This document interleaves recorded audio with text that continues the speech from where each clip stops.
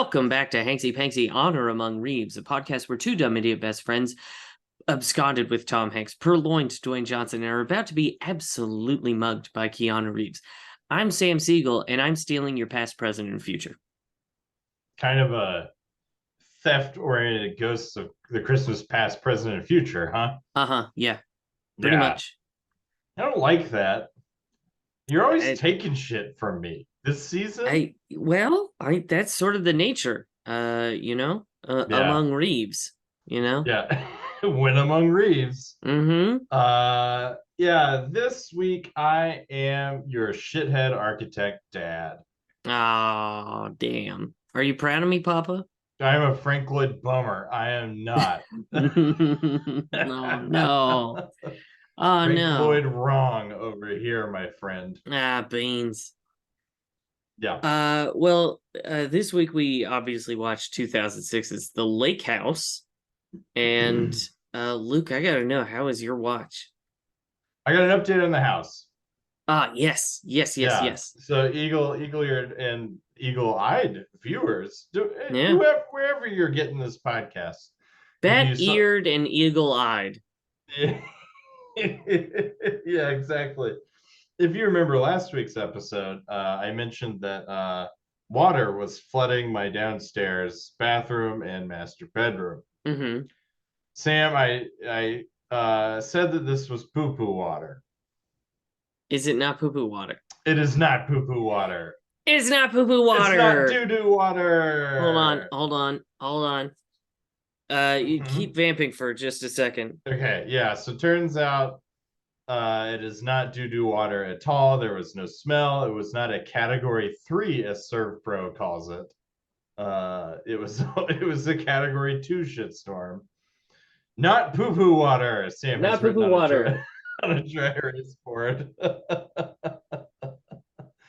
Yeah, so it turns out it was the supply line to the toilet that had cracked. And it suddenly started spraying water into the walls, or into the floor via a wall. So Sam, it was not due to water. I do not have to burn the house down. That's good. This is why you should double check before you do start burning the house down. Always double check before you pull a Tom Waits and burn the shit to the ground, Frank's Wild Years style. That's a joke for nobody. No, it's definitely not for me. Yeah. So anyway, how is my watch? Well, Sam, I don't think you can hear it, but there are loud fans in the background somewhere. I can't, actually. Okay, I think that's good. I think my mic isn't sensitive enough to pick it up. It just gets these pixie tones. Oh, yeah. But not the fans. Yeah, there have been loud fans in my house for like a week. We've been calling everybody and their mom about getting this shit fixed. Chaos reigns right now. Yeah. So my watch was purposeful.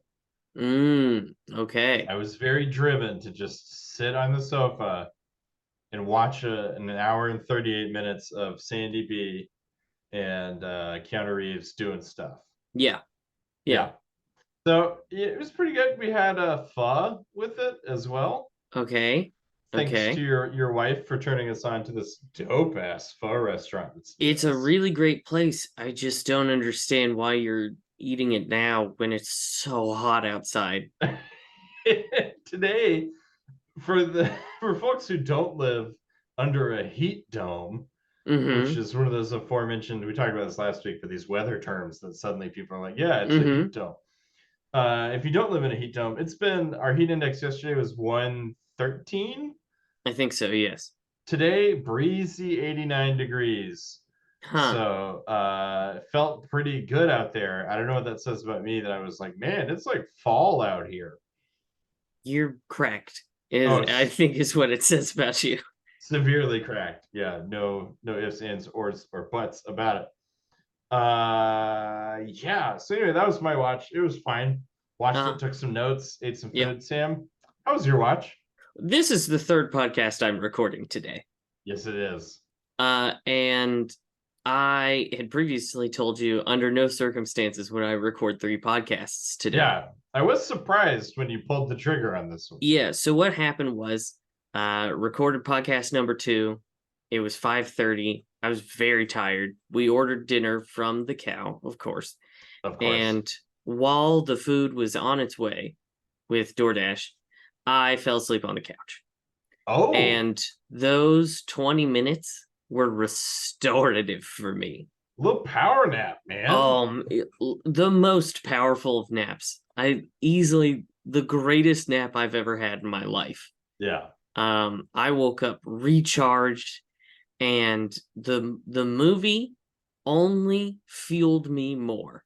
Nice. So I got a burger in my belly and Keanu in my brain, and I am ready to fucking do this until I assume, kind of like a sugar high, I peter out in about 15 minutes. Yeah, this may still prove to be a mistake. Folks at home, listen along as we figure out together whether or not this was a massive mistake. If it helps, I had a snickerdoodle that I made yesterday for the party that you and I both attended, and god damn, they turned out good, if I do say so myself. I wouldn't know. I think yours had gluten, so I couldn't. Oh, absolutely, it had gluten, my guy. Yeah, I couldn't consume. But there were some great cookies at that cookie party. There were. Cookie party sounds like an orgy. It does sound like an orgy. Yeah. So I ate 3 cookies at lunch today. Just trying to sample some of the other cookies that I didn't get around to yesterday. Yeah. And they were made by friends of McKenna's who I didn't know personally. And I very, very intensely insisted that she message them both and let them know that I adored the cookies they made. The problem is, the message was, Sam just ate your cookies and wanted or cookie and wanted me to let you know that he loved it. Yeah. Which, upon further review, that's a creepy sentence. Out of context. Out of context. In context of cookie party, which is literally a party, a cookie potluck. Yeah. That we attended. No sex. No sex was had, to my knowledge, by anybody attending. Yeah. In perpetuity. No one at that party has ever had sex. Never. Which is curious because one person there had a baby and my wife is pregnant. So a lot of mysteries abound, you know? Mysteries abound, but no one ever has nor ever will at that party. But it does sound highly sexual. Oh, yeah. It makes me think that maybe we should have added to the guest list Hercule Poirot. So you say, the people here have never fucked. Now is this woman pregnant? We have a mystery. So I don't know how to do a Belgian accent. He's actually Belgian. The Belgians don't know how to do a Belgian accent. If you talk to a Belgian, they just sound like extras from Friends. Mm-hmm. There's no accent to be discerned there at all. So yeah, the movie watch was pretty standard. But again, very energized. Nice. I love to hear that. So I don't know if you can talk about the first thing you recorded. That maybe need to be a mystery for now. Yeah, that one's a mystery. But the second thing you recorded. Second thing I recorded was the season 2 finale of Journey, the number 2: the center of the city, the podcast that my wife and I do recapping season 2 of the hit HBO Max series, And Just Like That. ...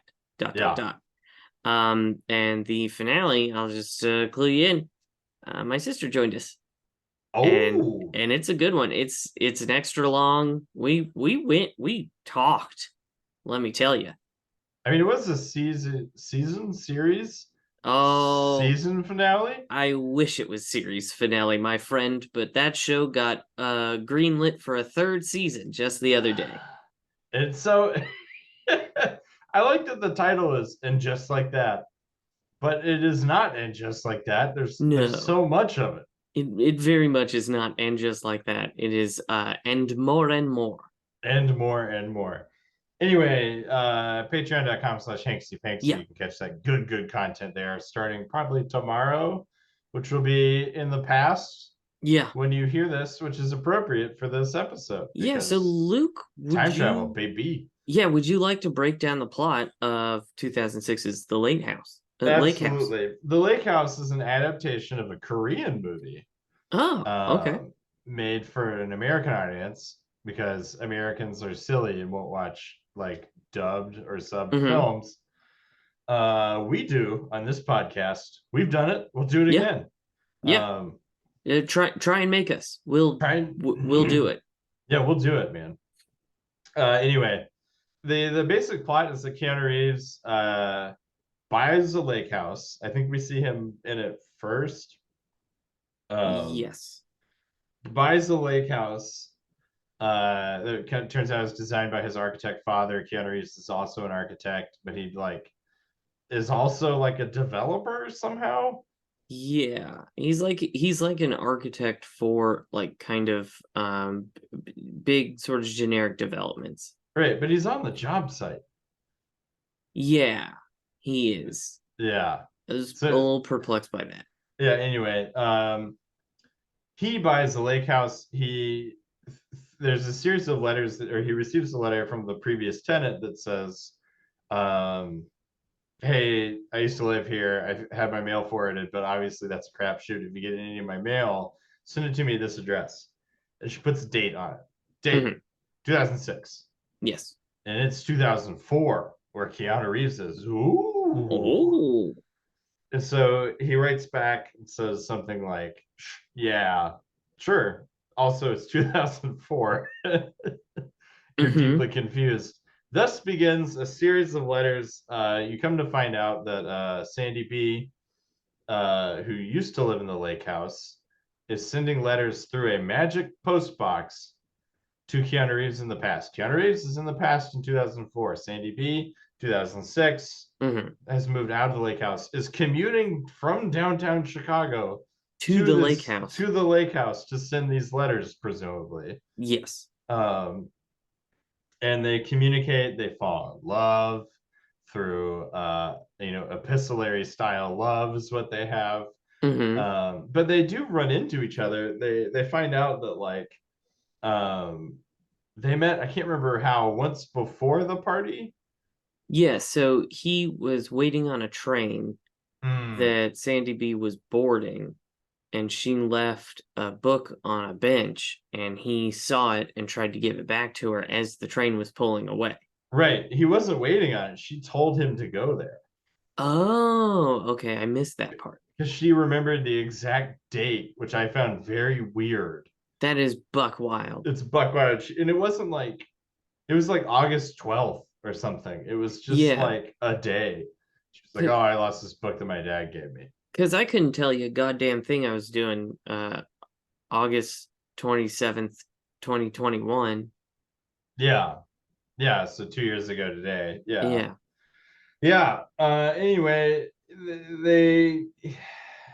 there's a party. She's with another guy named Morgan. Keanu Reeves gets invited to this party through the plot dog.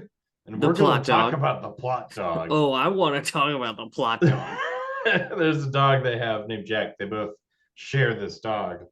Keanu Reeves has the dog first, then the dog is transferred to her through the lake house. Plot dog. Anyway, Sam, that's the gist. They fall in love through letters. They agree to meet 2 years later at a restaurant. Sandy B goes. She gets stood up. There's also a guy that dies in her arms because he gets hit by a bus like before this, and it takes her the whole movie to figure out that was Keanu Reeves. Which our theory is that his face was smashed up. That would explain some stuff, wouldn't it? That would explain that, or she's face blind, which would be fucking hilarious. It'd make her job as a doctor very complicated. It would. Not knocking people with face blindness, just in this situation, it would be very funny if he's like, we've met, and she'd be like, I have no idea. Right. Yeah. Anyway, she figures out that he died in her arms, and she rushes to send another letter. Keanu Reeves receives it. They meet up 2 years later. That means, count it, folks. Keanu Reeves has been waiting 4 years for this relationship to come together. They do get together at the end. They don't say a fucking word. No. They just smooch. Right. Yeah. Yeah. Did you write your word on your thingy? No. Oh, I'm okay. working on something else. Okay. It'll be pertinent. I promise. Okay. Anyway, that's the plot as near as I can tell it. Sam, oh, there is a dip. All rom-coms have a dip. Mm-hmm. They do randomly fight about something via letter. Oh, because So she figures out that he was at the party and she kisses him at the party. no, the dip was they agree to meet at a restaurant for a date. Yeah. And she shows up to the restaurant. Yeah, we and talked he about never that. shows up. That was Yeah. the dip. No, there's another dip. Because remember, Oh. he says we had our first fight, and that was via correspondence because she figures out that he was the guy at the party and he never made a move after that. Oh, And then okay. they like fight about it, quote unquote. Okay. I because the restaurant they stopped talking. And see, I thought of that as the dip. Yeah, that's dip number 2, I guess. A double dip. A double dip in this rom-com. Yes. Sam, what'd you think of this movie? This movie, of course, there's no good, there's no bad. This movie is thinky. Thinky. Thinky. Really? So, your boy here likes a time travel narrative. Okay. And this fits squarely within a time travel narrative. Yes, it does. Which is why I've drawn a timeline. Okay. Because I need to know the rules of Yeah. The time travel here, and it's confusing to me. Yeah. Okay. Yeah. So I want to get your word, but I just want you to be briefed. Yeah, I see what's happening. Yeah. Yeah. So we got a one in. We got 2004 Keanu first letter. First letter.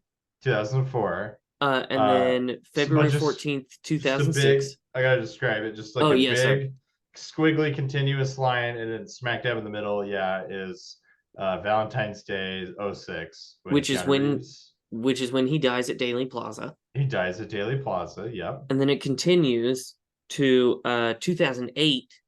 I guess that would be Valentine's Day 2008. Yeah. When they are reunited. Yes. And it is important to note that there is one arrow. Yeah. A directional arrow. Yeah. And it is going one direction. Yeah. Because time moves in one direction, folks. In this one, yeah. Yeah. Unless it's Looper. And then shit's all over the place. Yeah, but we're just talking the lake house. Yeah, just the lake house. Yeah, it moves in one direction. So yeah. I thought it was thinky for that reason. Luke, what'd you think? Inconsistent. I think we're gonna end up at the same place here. I think so. I'm really glad you drew this out because I will say this. I had a pretty good time with this movie. Oh yeah. Yeah, it was sweet. It was not really funny. It was sweet. No. It was a good movie. Mm-hmm. But it's like the Toyverse. I need to dissect everything that's happening in this movie because it doesn't seem like they've thought a lot about it. So correct. Yeah. So I will tell you that my personal favorite sort of time travel narrative is the opening short story of Ted Chiang's Exhalation. Yes. Excellent. You recommended this book to me and it blew my mind. Yeah. It is by far the greatest, most logical time travel narrative. Yeah. And so that will be my basis for my analysis of The Lake House, the 2006 romantic film. Yeah. Obviously. Yeah. Yeah. So, do we want to talk the film or do we just want to try to figure this shit out? I think we should talk about the film, and as we hit things, please put them on your timeline. Okay. Yeah. Here's my biggest. Yeah. Go ahead. I do have a question. Yeah. How long did it take for you to guess the ending? Immediately. Okay. Yeah. Yeah. The minute she held someone. Because here's the thing. They spent a lot of time on Bus Guy. They do spend a lot of time on Bus Guy. She's sitting there in the square. Then randomly some guy dies because he gets hit by a bus. Mm-hmm. And they really dwell on this. And you're like, why would they include that unless that's Keanu Reeves? Yeah. It just made no sense. It was like she's talking to her mom about love and stuff, her very Dutch mother. Mm-hmm. And then all of a sudden there's a dead guy. So like obviously that's Keanu Reeves. Yeah, Kenna clocked it pretty quick. I think I was still waking up a little. This is my excuse. I was still waking up a little and fueling up with that good burger that I ate. Mm-hmm. Courtesy of Purple Cow, sponsored by Purple Cow. Yeah, thanks for your money, Purple Cow. Actually, it's kind of the inverse. I've given the Purple Cow a lot of my money. Yeah. We're basically sponsoring Purple Cow at this point. Yeah. But yeah, it did take me a little bit, mostly because I was trying to apply the time travel rules. Yeah. And they weren't clicking. No. They don't always click in this movie. They need to. I need them to click. At the end of this recording, I need these rules to click. Yeah. Here's step number 1 to making them click that really irritates me. Several people are told about the magic post box. The magic mailbox in this movie. So Keanu Reeves tells his brother. She tells her mom. And her mom's reaction was fucking fantastic. Because she says, I've been talking to this guy who's 2 years in the past through a magic mailbox. And she's like, he seems nice. And she's like, what about the time travel thing? She goes, details. It's just details. It's phenomenal.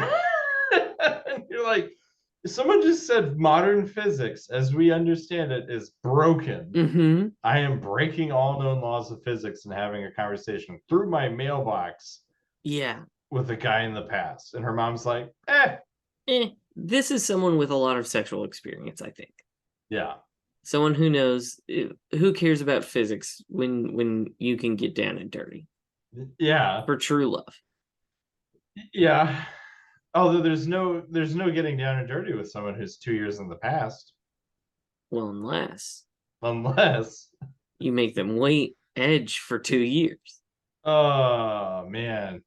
Talk about a gooner bait, right? That's intense. Yeah. So blue balls is not a thing in the way that high school guys mean it. Oh, I have blue balls, I need a hand job, right, etc. Yeah. It's just gross to say. It is, yeah.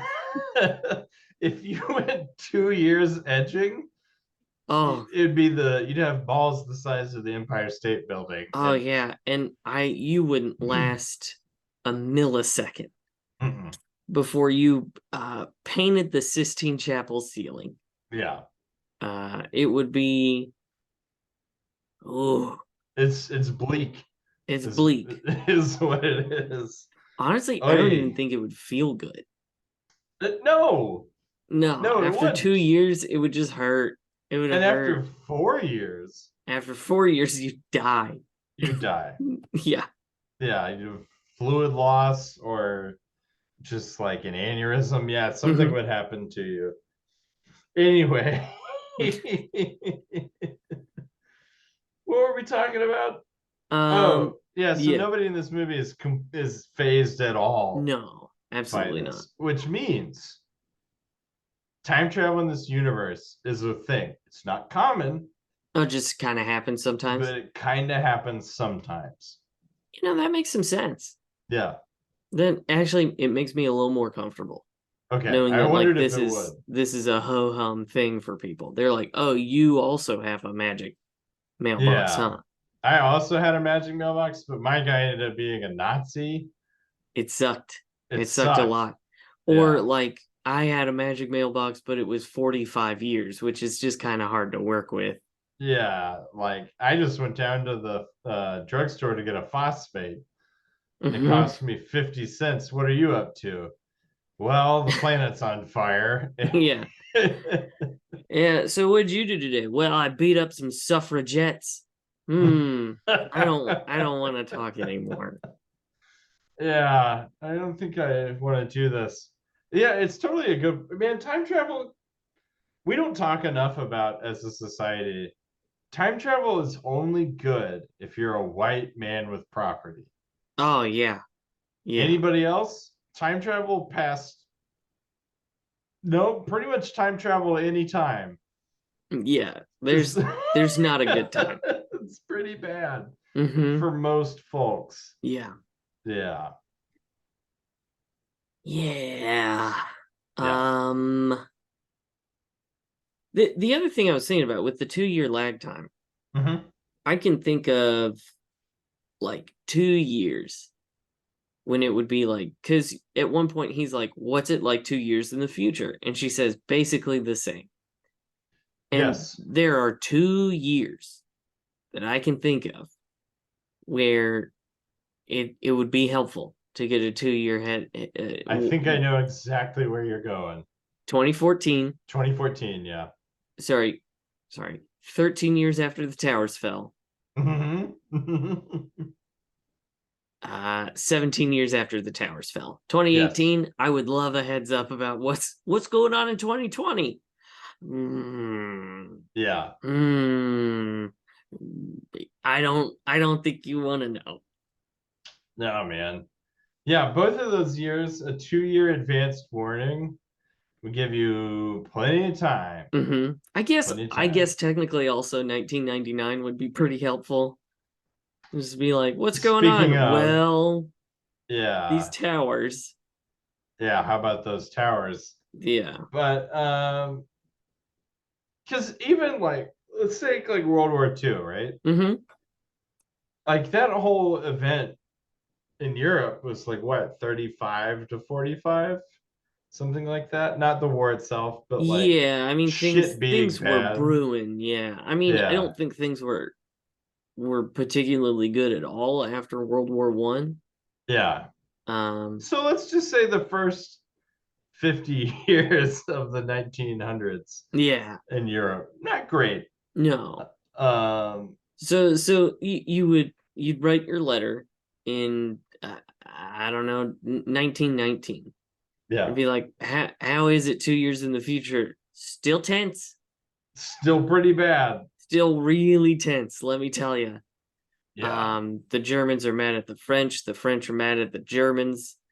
Um, very uncomfortable. yeah, it's a dicey situation. And if you wrote that letter in 1940 to somebody in 1942, how are things? Very tense. Very tense, still Very pretty uncomfortable. tense.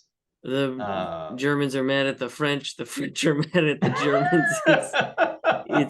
It's pretty uncomfortable. That's the thing, man. 2 years, particularly 2004 to 2006. Not They a lot knew happening. this. Yeah, they knew this at the time. Nothing was different. Yeah, I mean, hell, if it was 2003 to 2005, the only thing would that you would learn is the thing that you would already know in 2003, which is that John Kerry's gonna lose. Yeah. No one honestly believed that John Kerry was gonna win. Yeah. We were all kidding ourselves for Yeah. sure. Um, Here's my question about this. Mm-hmm. Why did no one play the ponies? Too Right? too enamored. Too enamored with each other. Actually, your masturbating for 2 years straight theory may be the best solution to that problem, that little Yeah. plot hole. Yeah. He was just so fixated on not coming. Mm-hmm. Which actually would be a little bit why his brother at one point is like, "Man, you got to find yourself a real woman," because he's seen his brother just destroy his penis. Yeah, beat his blast his meatloaf. Yeah. Um, Well, to not oblivion. blasted. Dear God, not blasted. Yeah, if he blasts it, it's all over. But simmer it, sure. Simmer is meatloaf. Yeah. Mm-hmm. What a horrible phrase. It's my favorite one now. Please tell me you're writing it down. I am indeed writing down simmering meatloaf. Oh God, we should be banned from the internet. What did you do yesterday? Well, I simmered my meatloaf for For about 3 hours. Wow, must have been real tender. Yeah. yeah.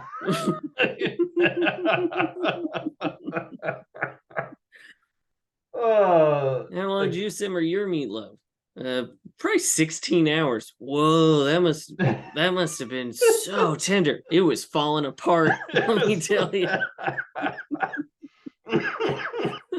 It melts in the mouth. You know those scenes in the movie movies when like someone gets turned to dust?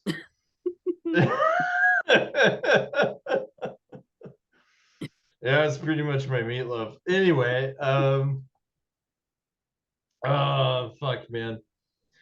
So no one played the ponies. We answered that because Keanu Reeves was simmering his meatloaf. Simmering his meatloaf for 2 years. Yeah, what do you I got a lot of notes. What do you want to talk about? Yeah, what I will say is that despite the fact that they rarely if ever share the screen, Keanu and Sandy B have real chemistry. Yeah, they do. I think somebody noticed that in Speed and was like, someday. Yeah. Didn't I want to say they may have actually had like a little bit of a fling. Maybe? But I don't know if know. that's true. I don't know. Yeah, I like most of my notes are actually about the time travel. All right. I mean, we got 30 minutes to burn here, baby. I'm down to well, I have a couple. Okay. Is Visionary Vanguard a good name? No, it is not. I need to talk to you about this. I can't. If you came up to me and said, I work at Visionary Vanguard, I would go, what the fuck do you do? And why do you have a job? How much money are you getting through via defense contract with the US government? Exactly. It's a terrible name unless you're like a paramilitary corporation. Yes. They make like MREs and like AR-15s. Yes. That's their whole thing. Yeah, man, Visionary Vanguard is garbage. Oh, it's so bad. And I like that. So Keanu dies in the timeline on February 14th, 2004. And then no, 2006. Yes, sorry. Yeah, I got confused about when the towers fell. Yeah, he dies, and his brother goes, I'm going to honor his last wishes or what he really wanted, and I'm going to create the group Visionary Vanguard. Architects, obviously. Oh, God damn it, it's a bad name. And they specialize in renovations. Yeah. Which makes even less sense. Visionary Vanguard is a bad guy in Agents of S.H.I.E.L.D. Yes. Captain America's got to go fight the Visionary Vanguard again. Yeah, and they're not like coordinated. They're not really a challenge. They're just like fodder. Yeah, they're not Hydra. They're just like the du jour people to go beat up. Yeah. Yeah. And then you wanted to talk about Plot Dog, right? Let's talk about fucking Jack the Plot Dog. Yeah, Plot Dog.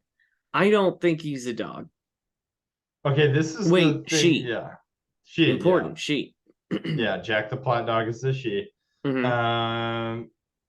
This leads to a theory that we had, but I want to hear what you're thinking about Jack the Plot Dog first. Basically, folks at home, this dog runs away at exactly the right moment. So like the dog, the reason Keanu gets invited to this party, Jack runs away, runs to this house where Morgan and Kate, Sandy B's character, live.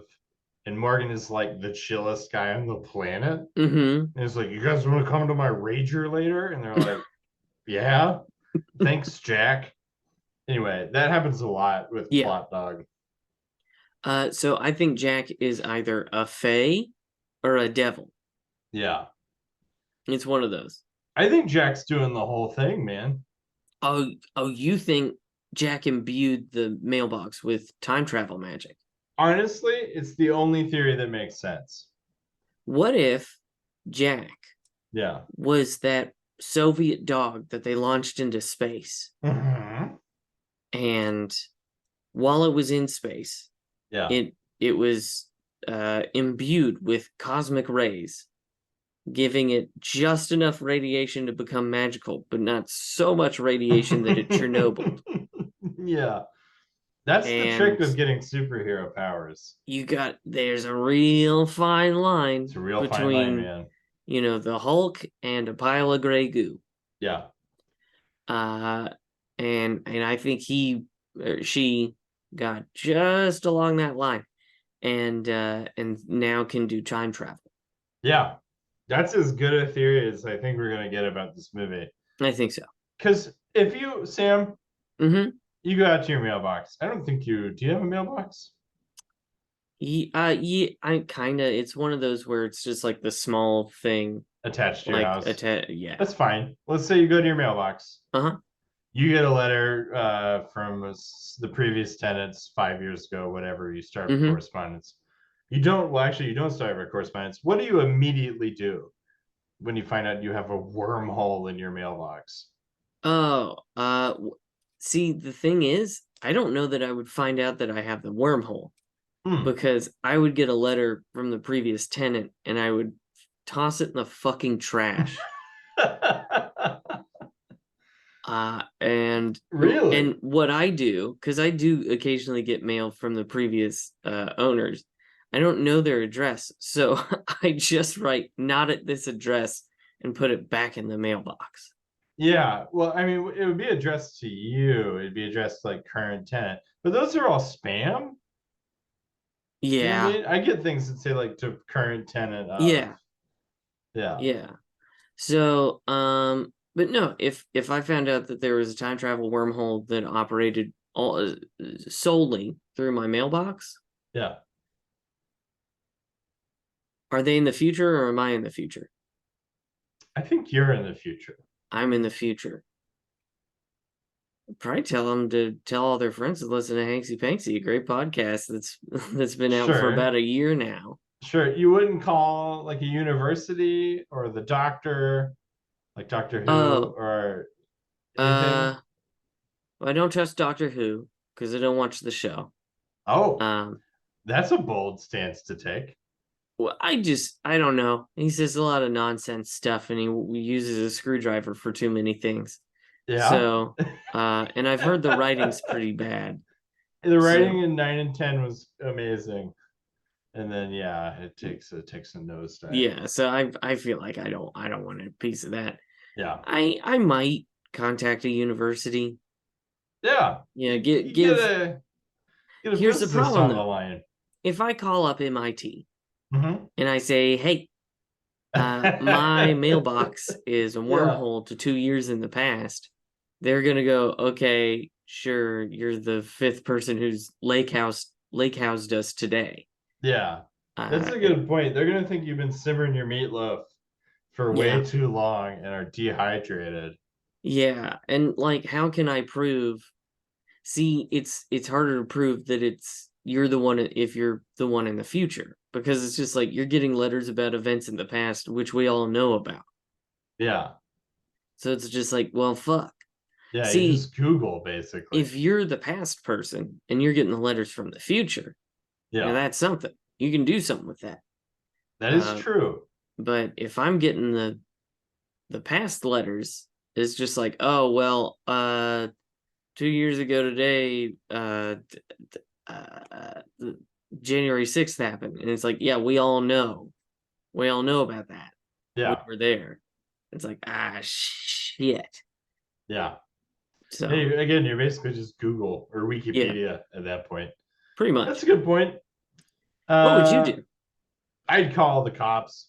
The police? Yeah, not the cops, but Yeah, I was gonna say you probably shouldn't call them for like kind of anything. anything. Yeah, Yeah. probably nothing. But a scientific equivalent, maybe the Ghostbusters. I don't know. I'd call somebody. Ghostbusters might be good. I know this isn't like their wheelhouse, but Yeah, it's not their primary steeds, but they'll hang out in yeah, this clubhouse. yeah, they'll check it out. Wait, what was your theory about the plot dog? Oh, the plot dog does everything. That's right. Yeah, Yeah, yeah. Jack is the source, the instigator, Mm. the schemer. So is Jack a dog or I is think Jack? Jack is an angel sent by our Lord and Savior Jesus Christ to Okay. match these two soulmates um, through trial and tribulation and death Interesting. And death. and death. Uh, Here's an inconsistency I want to talk about, though, Okay. Yeah. because they can change events in the future by changing them in the past. No. Okay. Okay. Already you've broken this. This can't work. This cannot work. Okay. So the example that I think is the best illustration is Sandy B says, "Oh, I love trees" or something. Yeah. So Keanu goes and he plants a tree 2 years in the past at her building. Yeah. Well, Luke, when he does this, the tree just suddenly appears to her. Yes. That can't happen. No, it can't. That's insane. Yeah. So okay, we're gonna start drawing. Okay. Yeah. Okay. So we've got tree letter, and then we'll say tree planted. Right? Yeah. Okay. So we've got the tree letter post Valentine's Day 2006. Yeah. That goes tree planted. Yeah. Now, if he sometime in 2004 plants the tree has always been there. Yes. One would think. So it can't just show up because it's already there, because it's already happened. Because by the time she writes the letter, he's already planted the tree. Yeah. Because he planted it here and she's writing it here. Yeah. It's already happened. It's already happened, baby. So how is it appearing? It can't. It can't. No, it's I guarantee you some coked out executive was like, all right, here's what we're gonna do. We gotta show that he takes care of her from the past. And they're like, okay, we could plant a tree for her. Not good enough. It's gotta appear. And they're like, gotta appear. Kofi McSnort hold on. It's gotta appear. It's gotta appear. What are you talking about? We can't do that. That breaks the rules we've set out here. Well, it's gonna happen, baby. Rules are for pussies. I got 30 grand to blow in this special effect. We're gonna make a tree appear. You have 30 grand to blow? Not anymore. Not anymore. Okay. So yeah, it gets very confusing because a lot of these things have already happened. Like we've got makeout. Makeout, yeah. The makeout. Yeah. But for him, okay, so it happens in Sandy's past, but he experiences it in real time. Yeah. But we hear her mention it before he does it. Because see, she post Valentine's Day 2006 mentions the makeout. Yeah, because they meet up and Morgan brings it up. So this is a situation where he, in the past, made out with her and she never wrote him a letter about it, which means that it already happened. Yeah. Because otherwise, it never would have been an issue So if we're following the tree logic, right? Yeah. Then her mentioning it would have made it happen. But that can't happen. Okay. So you're positing a rule.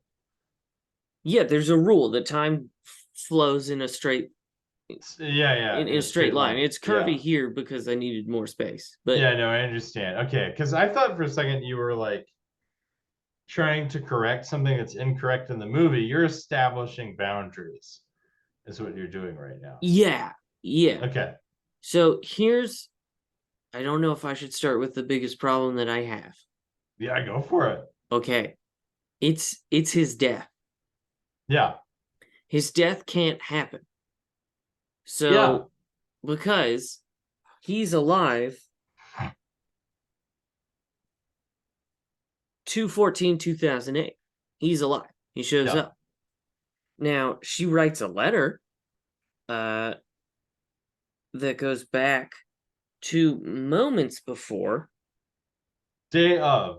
But like an hour 06. before February 14th, 2006. Yeah. So, again, as we see here, she has always written that letter. Yeah.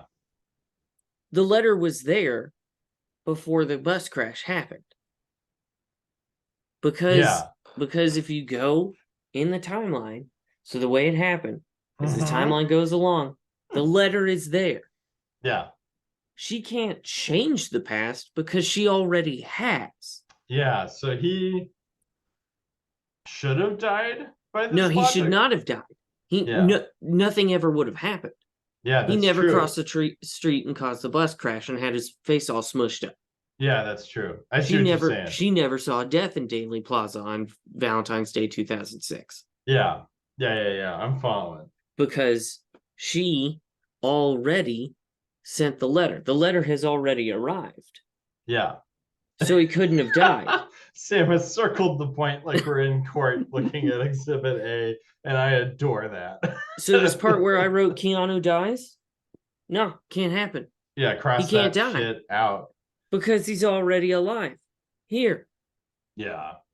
Because she wrote the letter. Because she wrote the letter, yeah. It already happened. Yeah. Now this is all splitting realities and exactly. Yeah. So what the movie is saying is that there are two timelines. Mm-hmm. So I mean, I guess I have to erase all this shit. Hang on. Hold on. I think it's less that there are two timelines, Sam, and more that there's an infinite number of timelines. Oh, fuck.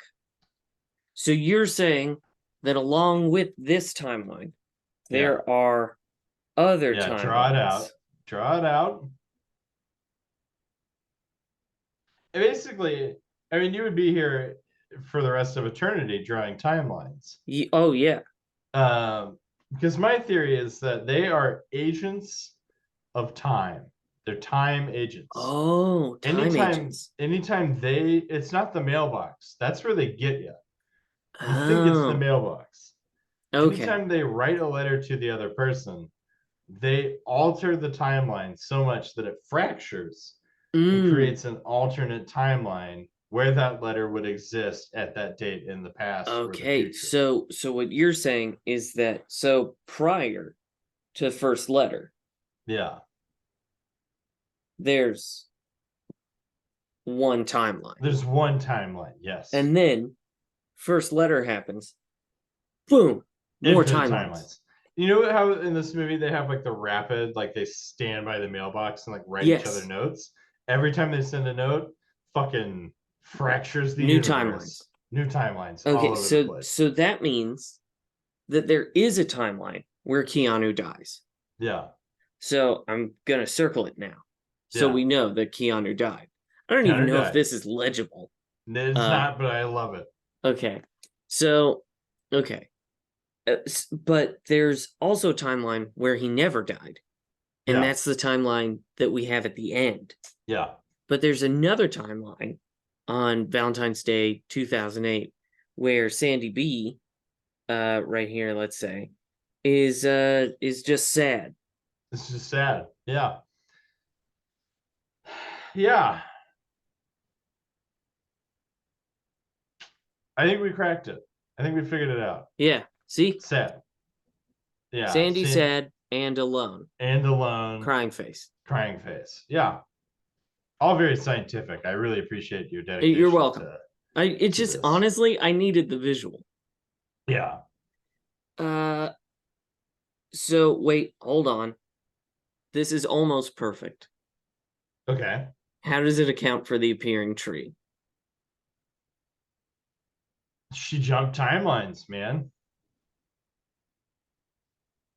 So you're saying... I'm saying that this is an everything everywhere all at once style situation.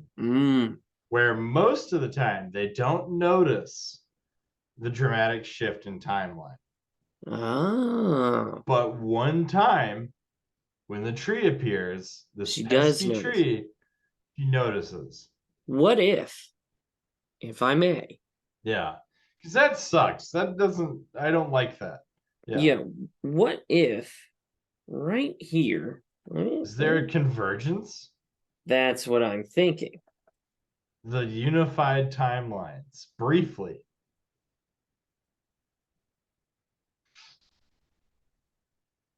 Yeah, draw it out.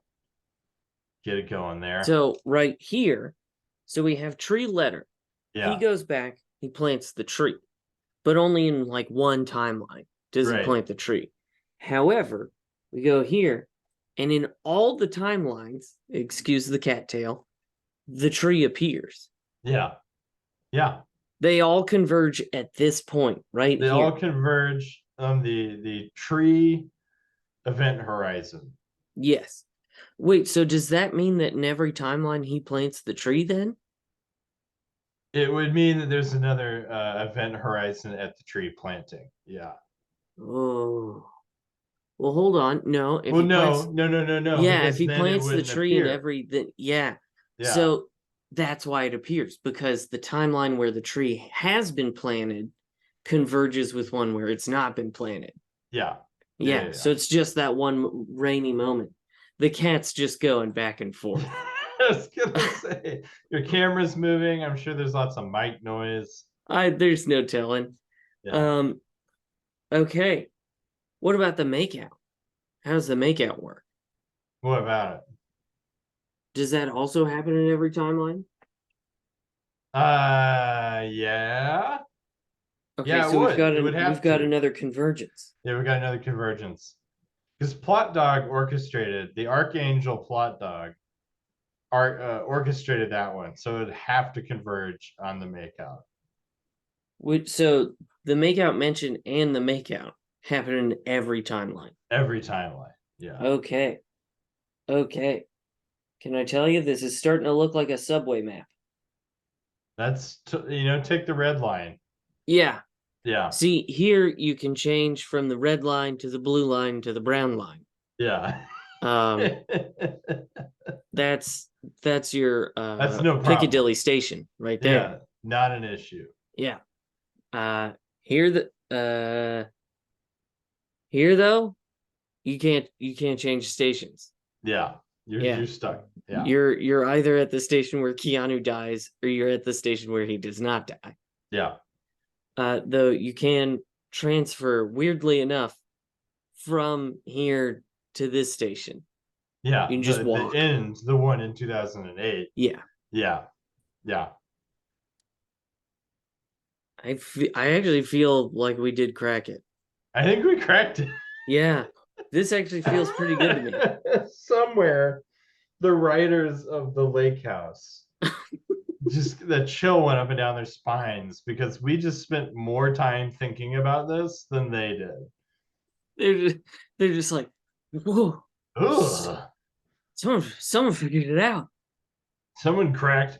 Finally, it's like the writers of Lost when they started asking the audience for what they thought was happening. Because we totally know. Oh, we for sure know how the show ends. But just out of curiosity, what do you think happens at the end of Lost? I love nearly 20 years later That's how we crack it. Yeah. Yeah. I like that. I feel like that's a good point to go out on. I think it is. I think it Yeah. is.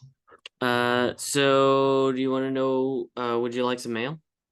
We have mail? So, we technically had this mail last time, but I forgot about it. And so we've had this mail actually for over 2 weeks, and I just keep forgetting to mention it. So, this is from Tuck once again. And the subject line is, "You have to see Always Be My Maybe." He says, "Buckle up, my witty friends, because Always Be My Maybe might not star the one and only Keanu Reeves, but oh boy, does he make his camera time count. He's like the extra cheese on your pizza, the cherry on top of your ice cream, the surprise bonus track on your favorite album. He's the icing on the rom-com cake. Remember your 10-minute rule from the Constantine episode? I do. You said it. Well, Keanu met and exceeded that rule faster than he could say, whoa. He's in for a glorious 20-minute joyride that's more breathtaking than any slow-mo bullet-dodging scene. I mean, he literally carved out precious days from his John Wick 3 shooting schedule because he believed in the magic of Always Be My Maybe. That's dedication. But here's the kicker, and boy, you don't want to miss this. Keanu doesn't just appear, he steals the show with every second he graces the screen. You might think you're tuning in for a rom-com, but you'll be leaving with a newfound Keanu appreciation that rivals the awe of 1,000 internet memes combined. Now, what's a movie without a song, right? There's a tune in there about Keanu that's like the anthem of coolness, the ballad of badassery, and the melody of awesomeness all wrapped into one. You've got to hear it to believe it. Trust me, your ears will thank you later. But wait, there's more. Keanu, the man of many talents, identifies as an Asian American, and he wanted to be part of an Asian American movie. And that's exactly what Always Be My Maybe delivers. It's not just a rom-com. It's a celebration of identity, love, and hilarity, and Keanu wanted in on that magic. So, my dear podcast pals, I implore you to dive into this movie like Keanu diving off of a building in the OG Matrix. Whether you discuss it on the podcast or grace your Patreon feed with a cinematic gem, you won't regret it. It's a roller coaster of emotions, laughter, and Keanu-isms that'll have you craving a sequel faster than you can say Bill and Ted's Excellent Adventure. Stay hilarious, keep rocking, and may the Keanu be with you. Tuck. He sent a second email 3 minutes later that said, the phrase is screen time, not camera time. Shoot. So. I have a question for you, Sam. Yeah. Have you seen Always Be My Maybe? I have. I have as well. There was no question in my mind that we were going to skip it. Yeah. No. Yeah, 100% we were going to watch that movie. I appreciate everything you had to say, Tuck. Oh, but yeah. That is, to me, we'll talk about it when we get there, but like if we skip that movie during this season, someone should shoot us. Like, yeah, just take us out. I think of it as like the Criterion Collection. Yeah. For Keanu films. Yeah, it's up there. You gotta. Yeah, you gotta. Well, what about what we're watching next week? It's probably some indie movie. Who knows? I could have prepped this earlier, but I was drawing on a marker board. Let me tell you what. Could have loaded this IMDb page up, but instead, why don't you just leave it open? I do have it open. It's just in a tab, but sometimes the tab has to read. Oh, my guy. Okay, well, yeah, fuck it.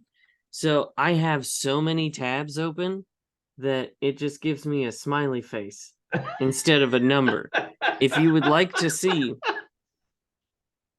are you ready? Yeah.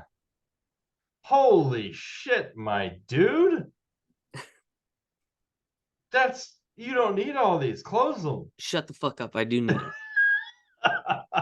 I don't have a problem. You do. I have 4 open. I have 4, and I live just fine, my friend. So, on my personal computer here, I believe I have somewhere in the neighborhood of 50 tabs, and on my work computer, I have 63 tabs, which is pretty much exactly the number of tabs that it can have open before the tabs start dropping off the screen. Yeah. In any case, the next movie that we will be watching is 2008's Street Kings. As I double check that he's in the film. Yeah, he's in the film. Okay. Have you seen it? I have not. I don't know a thing about Street Kings. What do you think it's about? I want to do a sentence each because we're a little bit long here. Sure.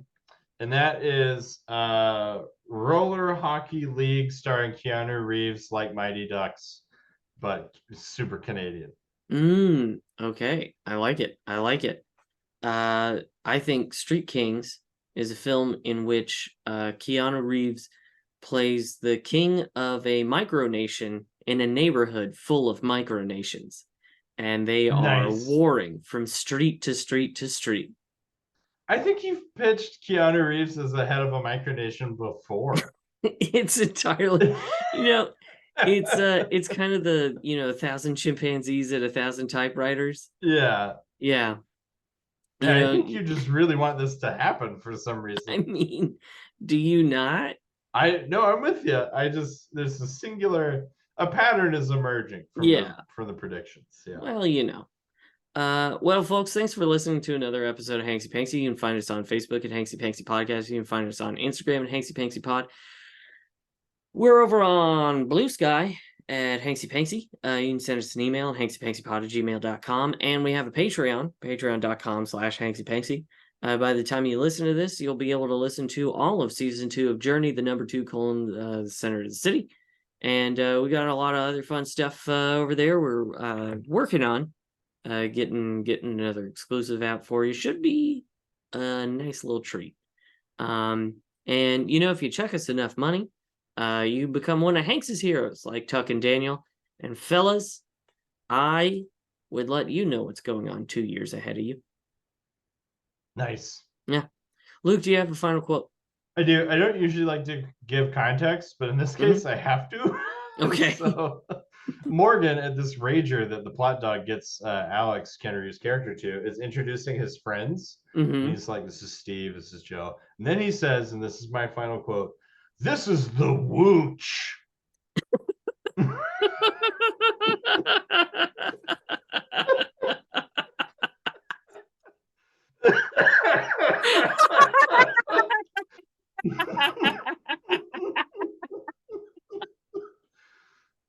This is the wooch. That's it, folks. Thanks for listening. We'll be back next week with something